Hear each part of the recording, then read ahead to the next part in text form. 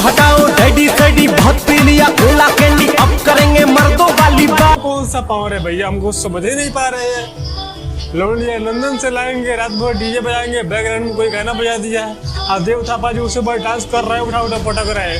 भाई गाना में कौन सा पावर होता है? और जो है गाना का जो है अब तक जो है 2 साल हो गया है, वर्ल्ड चैनल से इस गाने को रिलीज किया गया था।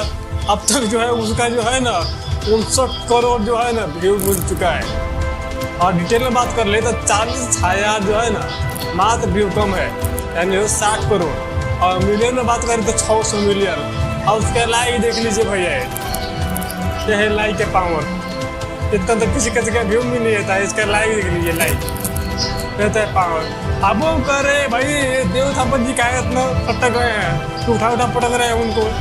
आओ जो पालवा में परेशान है कि आखिर कर क्या रहा है।